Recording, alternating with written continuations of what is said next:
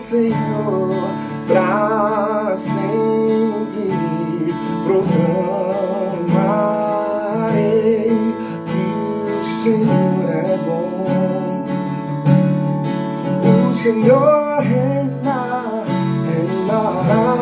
com majestade. O Senhor reina em justiça e em verdade. O Senhor reinará com majestade. O Senhor reina em justiça e em verdade.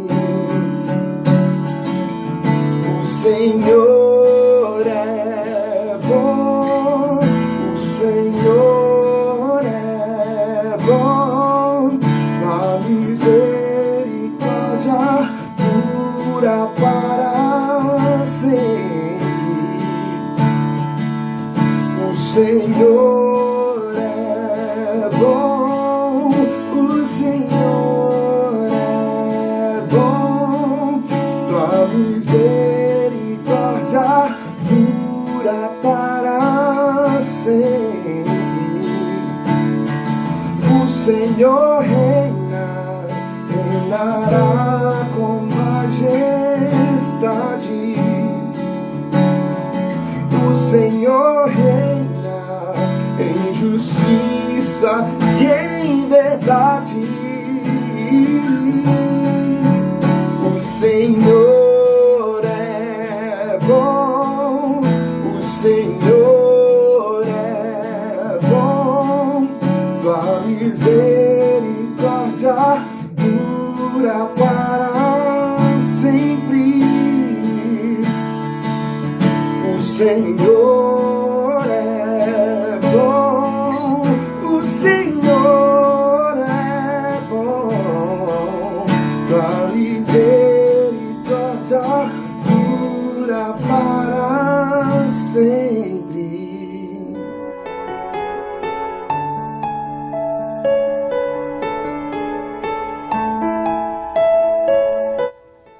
Boa noite, igreja. A paz de nosso Senhor e Salvador Jesus Cristo. Estamos hoje concluindo uma parte da jornada por Gênesis, porque nós chegamos hoje no capítulo 25. E o capítulo 25 encerra a história sobre Abraão, não a história que através de Abraão Deus vai escrever. E aí nós leremos apenas os versos de 1 a 11 de Gênesis capítulo 25, nos diz assim a Bíblia, a palavra do Senhor. Abraão casou com outra mulher que se chamava Quetura. Ela lhe deu à luz a Zinrã, ela lhe deu à luz a Joquezã, Medã, Midian, Isbaque e Sua. Joquezã gerou Seba e Dedã. Os filhos de Dedã foram Assurim, Letuzim e Leumim. Os filhos de Midian foram Efá, Éfer, Enoque, Abida e Elda. Todos estes foram filhos de Quetura. Abraão deu tudo o que tinha a Isaque. Porém, aos filhos das concubinas que tinha, Abraão deu presentes e ainda em vida os separou de seu filho Isaque, enviando-os para a terra do Oriente. Os dias da vida de Abraão foram 175 anos. Abraão expirou e morreu após uma longa velhice, e foi reunido ao seu povo. Os filhos dele, Isaque e Ismael, o sepultaram na caverna de Macpela, no campo de Efron, filho de Zoar, o Eteu, em frente a Manre. O campo que Abraão havia comprado dos filhos de Et. Ali foram sepultados Abraão e Sara, sua mulher.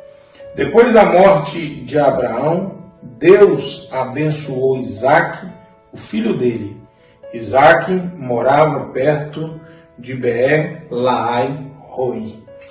Que Deus abençoe a sua palavra ao nosso coração nessa noite.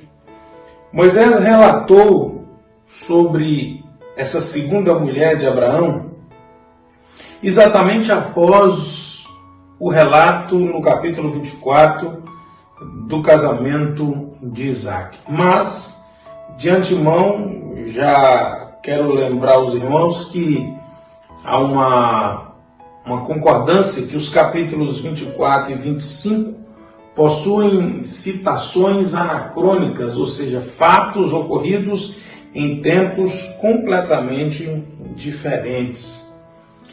O capítulo 25 de Gênesis, ele está dividido aí em 5 partes. A primeira parte, os descendentes de Abraão com Quetura, versos de 1 a 6. Depois, a morte de Abraão, versos de 7 a 11. Depois vem os descendentes de Isaque, versos de 12 a 18. Os descendentes de Ismael, de 12 a 18. Os descendentes de Isaque, de 19 a 26.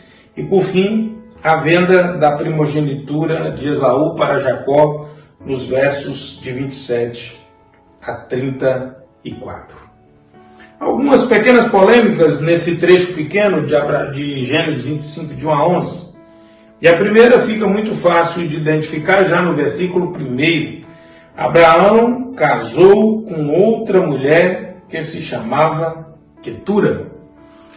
Esta palavra, embora ela possa dar uma ideia de casamento, algumas coisas precisam ser trabalhadas aqui para que nós não sejamos envolvidos pelos argumentos e muitas vezes discussões que desviam do propósito. A primeira é que não é possível datar essa descendência de Abraão com Quetura, dada a probabilidade dos registros anacrônicos do capítulo 25. Muito provavelmente, os filhos de Abraão com Quetura nasceram enquanto Sara ainda estava viva. E esse fundamento encontra base no seguinte raciocínio. Se isso não tivesse sido feito dessa forma, Abraão teria tido esses 6 filhos com Quetura com mais de 140 anos de idade. São alguns argumentos.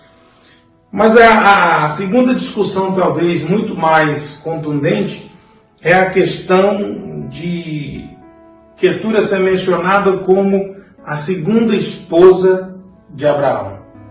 E se nós formos honestos com a tradução, há uma possibilidade muito pequena dessa palavra significar esposa para casamento. Basta a gente trocar a versão, eu li para você aí a versão de Gênesis 25 na revista e corrigida. Agora, quando nós lemos a versão Almeida atualizada, já muda completamente. Veja aqui, e Abraão tomou outra mulher e o seu nome era Quetura. Essa palavra no original hebraico significa muito mais unido que casar. E quando a palavra casar é usada, ela é específica. Esse é o primeiro argumento. Mas o segundo argumento é que, embora o próprio capítulo 25, no verso 1, alguns traduzam por esposa, o verso 6 já nos traz uma outra referência sobre Quetura. Mas os filhos das concubinas que Abraão tinha, deu Abraão presentes, e vivendo ele ainda, despediu-os do seu filho Isaque, enviando-os ao Oriente para a terra oriental. Pastor, mas quem garante que essas concubinas são essas aí? Aí nós vamos a 1 Crônicas, capítulo 1, versículo 32. Quanto aos filhos de Quetura, a concubina de Abraão, esta deu à luz a Zinrã, a Joquizã e Medã, a Midian, Gisbaque e Suá, e os filhos de Joquizã foram Sebá e Dedã. Então veja que as escrituras identificam claramente Quetura como concubina. Mas ela está no singular. Se ela é concubina, aqui Gênesis capítulo 6 falou das concubinas. Isso inclui Agar, na condição de concubina. Então quem são os filhos das concubinas? Ismael e os filhos de Quetura. Veja aqui como é que fica bem mais claro nos versos 5 e 6. Porém, Abraão deu tudo o que tinha a Isaque, o herdeiro da promessa, aquele que Deus tinha estabelecido uma promessa. Preste bem atenção nisso.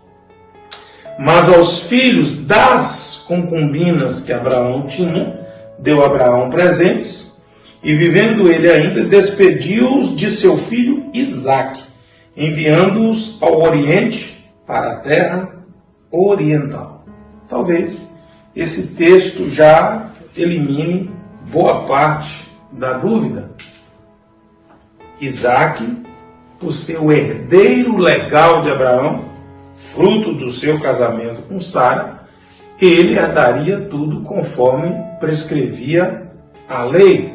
E aí o verso 11 do capítulo 25 deixa claro: e aconteceu depois da morte de Abraão que Deus abençoou a Isaque, seu filho, e habitava Isaque junto ao poço de Beer-Lahai-Roi. Então, Abraão, herdeiro legítimo, Isaque, herdeiro legítimo, fruto do casamento de Abraão com Sara, herdeiro da promessa.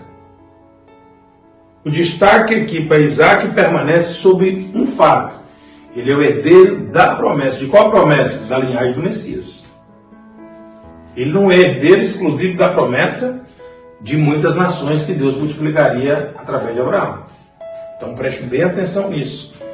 As concubinas, Agar e Quetura no caso, Abraão, antes de morrer, deu presente aos seus filhos e os despediu. É o que diz o verso 6. Mas aos filhos das concubinas que Abraão tinha, deu Abraão presentes, vivendo ele ainda, despediu-os do seu filho Isaque, enviando-os ao Oriente, para a terra oriental.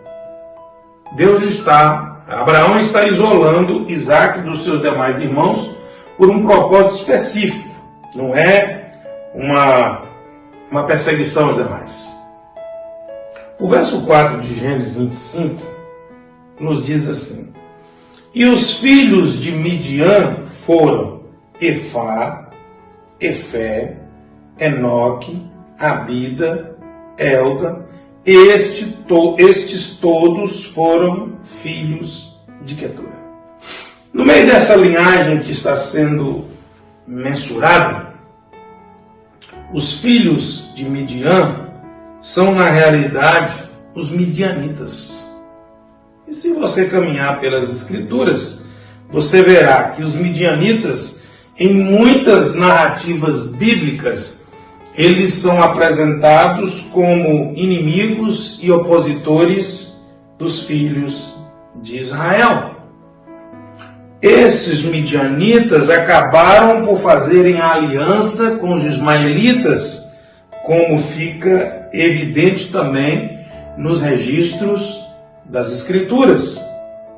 Os midianitas, se não bastasse, se uniram aos moabitas contra Israel.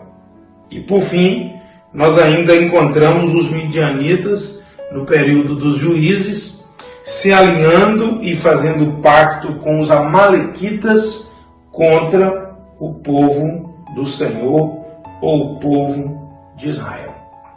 A pergunta que paira sobre nós é: Abraão atrapalhou o propósito de Deus tendo filhos com suas concubinas? Antes que nós possamos emitir algum juízo, vamos caminhar um pouco nos fatos. Gênesis, já lá no capítulo 37, no verso 28. Passando, pois, os mercadores midianitas, tiraram e alçaram a José da cova e venderam José por 20 moedas de prata aos israelitas aos ismaelitas, os quais levaram José ao Egito. Se não fosse os midianitas e os ismaelitas, a história de José não tinha prosseguido. José não tinha chegado ao Egito. E o que é melhor, mais tarde José não poderia ter cumprido o propósito de Deus de salvar a casa de Jacó como ele o fez. Números capítulo 12, versículo 1. Miriam e Arão falaram contra Moisés por causa da mulher cuxita que este havia tomado, pois ele tinha tomado uma mulher cuxita. Quem era essa mulher cuxita? Essa mulher cuxita é Zípora. E Zípora é uma midianita que se casou com Moisés. Moisés teve com Zípora 2 filhos, Eliezer e Gerson. Está lá em Êxodo capítulo 2, nos versos 22. E no capítulo 18, no verso 4. Zípora era uma das 7 filhas de Jetro. Portanto, Jetro, sacerdote em Midian, é o sogro de Moisés, da descendência de Quetura. Que isso tem a ver, pastor? Êxodo capítulo 18, versículo 13. E aconteceu que no outro dia, Moisés assentou-se para julgar o povo. E o povo estava em pé diante de Moisés, desde a manhã até a tarde. Agora os versos de 17 a 19, do mesmo capítulo 18 de Êxodo. O sogro de Moisés, porém, lhe disse: não é bom o que fazes. Totalmente desfalecerás, assim tu como este povo que está contigo, porque este negócio é muito difícil para ti, tu só não o podes fazer. Ouve agora minha voz, eu te aconselharei, e Deus será contigo. Sê tu pelo povo diante de Deus, e leva tu as causas a Deus. Jetro é o conselheiro que vai ajudar Moisés no julgamento do povo, como nós tanto conhecemos, que esse modelo que nós aplicamos na nossa igreja é chamada de rede ministerial. Ele diz para ele: olha, eleja líderes para cuidar de uma prioridade 1, de uma prioridade 2, de uma prioridade 3, e somente aquilo que nenhum deles der resultado de solução, você intervenha para que você não se desfaleça no serviço. Um midianita, nos propósitos e nos planos de Deus com Moisés na condução do povo. Mas, além do sogro, nós vimos que Quetura teve 2 filhos, Gerson e Eliezer. Eliezer teve apenas um filho, e o filho de Eliezer se chamava Reabias. Quem é Reabias? Reabias é o pai de Jesaías, que é pai de Jorão, e que é o pai de Zicri, que é o pai de Selomote. Quem é Selomote?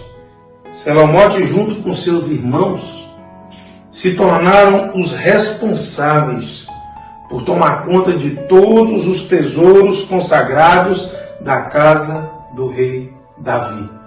Olha a descendência de Zípora trabalhando em prol da linhagem do Messias, servindo na casa de Davi.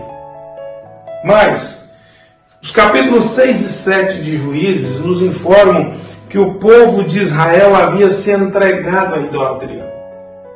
E a Bíblia nos diz que os midianitas e os amalequitas fizeram parte da permissão de Deus e lutaram contra o povo do Senhor, porque Deus permitiu que aquele povo fosse subjugado, porque havia abandonado o Senhor e se dado à idolatria. Em outras palavras, midianitas e amalequitas serviram ao propósito de Deus para corrigir o seu povo, o povo de Israel, da idolatria. Quando nós olhamos para essas 3 mulheres no projeto de Deus na vida de Abraão, em Sara, nós encontramos Isaac, a quem a semente prometida do Messias Salvador e direito da posse da terra repousou sobre ele. Quando nós olhamos para Agar, através de Agar nasceu Ismael, e através de Ismael, abençoado também por ser da descendência de Abraão, ele vai fazer uma aliança com o povo egito, os Mizraim, e através dessa aliança, os filhos de Cush e Cã vão alcançar a África, e de lá vai vir a Cushita, que vai ser a esposa de Moisés. Por fim, Quetura. Os filhos de Quetura são enviados para o norte e para o oriente. Eles vão se juntar aos filhos de Assur, os assírios, e através deles, essa descendência de Abraão vai se espalhar pela Europa e pela Ásia. O que nós aprendemos quando nós lemos tudo isso? Deus prometeu a Abraão que ele seria uma bênção para todas as nações da terra. Deus prometeu que de Abraão ele traria o Salvador do mundo. Essa promessa é em Isaac. Se nós lermos Gênesis, se nós lermos Isaías 19, se nós lermos Romanos capítulo 4, nós vamos começar a entender essa coxa de retalho sendo costurada. Os filhos de Ismael e os filhos de Quetura não foram uma mancha ou um erro irreparável na vida de Abraão, como alguns supõem. Querido, Deus fez sobre a terra estender toda a descendência de Abraão e cumpriu a promessa de fazer dele pai de muitas nações. Nós ainda não compreendemos toda a história porque nós estamos no capítulo 25.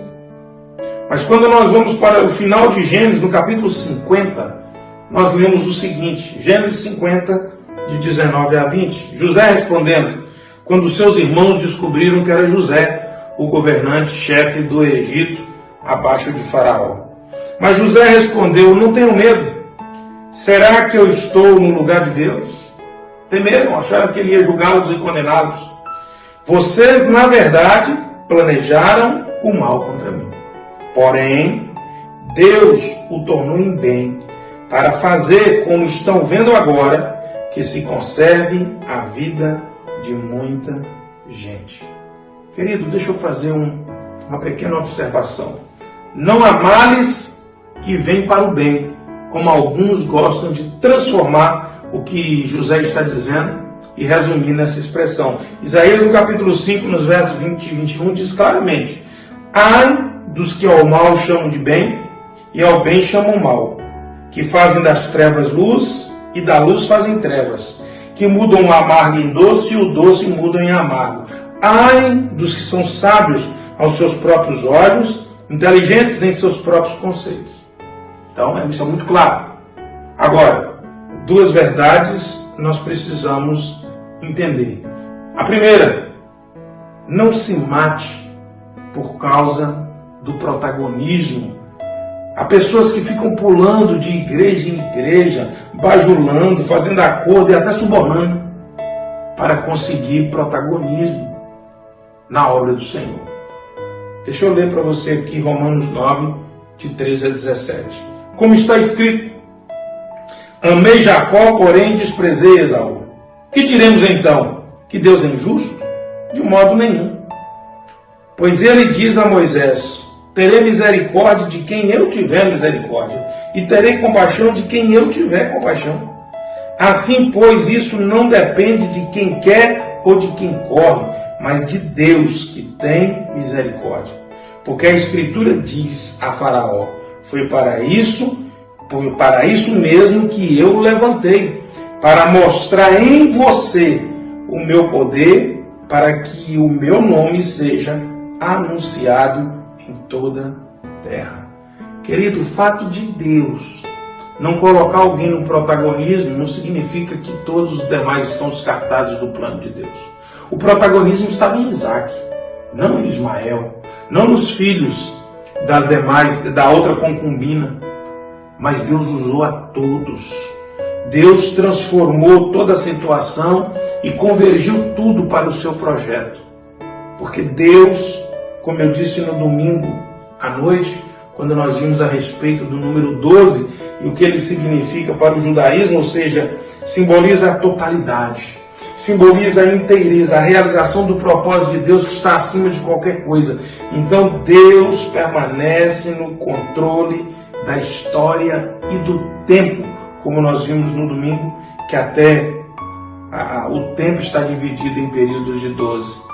O número da perfeição governamental de Deus simboliza para nós uma coisa: Deus não perde a autoridade, Deus não perde o seu poder, Deus não perde o controle sobre o tempo e nem sobre a sua criação.